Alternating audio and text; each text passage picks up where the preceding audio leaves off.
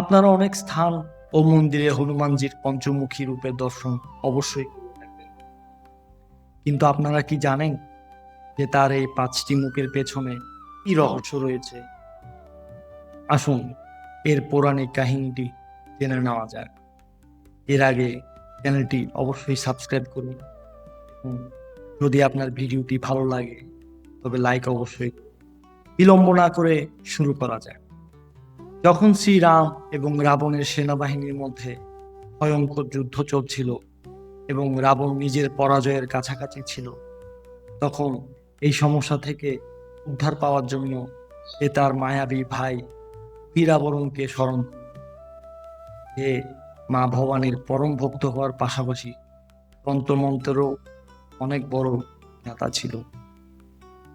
রাত্রি হতেই সে তার মায়াবী শক্তি প্রয়োগ করে ভগবান রামের সম্পূর্ণ সেনাবাহিনীকে গভীর নিদ্রায় আচ্ছন্ন করে দিল এবং শ্রীরাম ও লক্ষ্মণজিকে অপহরণ করে তাদের পাতাল লোকে নিয়ে গেল।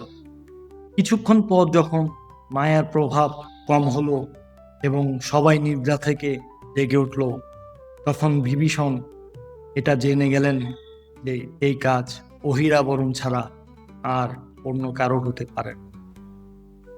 হনুমানজিকে শ্রীরাম এবং লক্ষ্মণের সাহায্য করার জন্য পাতাল লোকে যেতে বললেন। হনুমানজি যখন পাতালে পৌঁছালেন তখন তিনি দেখলেন যে অহিরাবরণ মা ভবানীর খুব বড় ভক্ত। সেখানে তিনি 5টি জায়গায় 5টি প্রদীপ দেখতে পেলেন, যেগুলো অহিরাবরণ মা ভবানীর ক্রিয়া সাধনার জন্য জ্বালিয়ে রেখেছিলেন।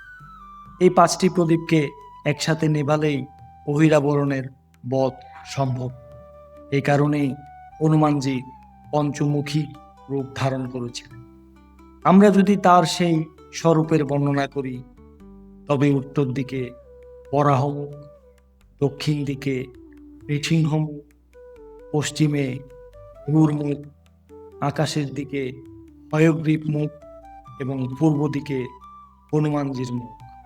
এই রূপ ধারণ করে সেই 5টি প্রদীপ নেভালেন এবং অহিরাবরণকে বধ করে শ্রীরাম ও লক্ষ্মণকে তার হাত থেকে মুক্ত করলেন।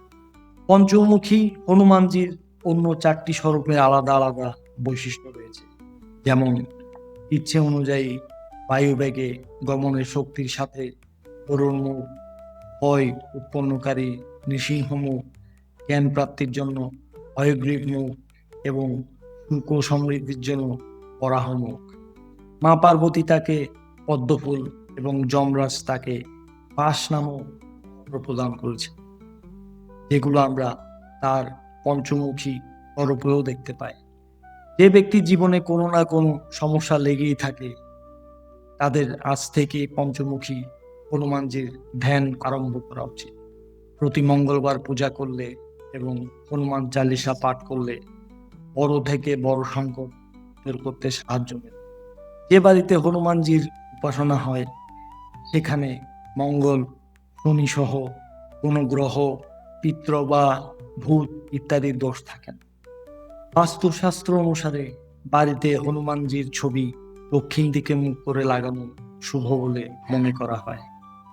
এর পাশাপাশি আমিষ আহার, পেঁয়াজ ও রসুন থেকেও দূরে থাকা বাধ্যতামূলক। আজকের জন্য কেবল এতটুকুই। যাওয়ার আগে ভিডিওটি লাইক করুন, চ্যানেলটি সাবস্ক্রাইব করুন। ততক্ষণের জন্য জয় শ্রীকৃষ্ণ।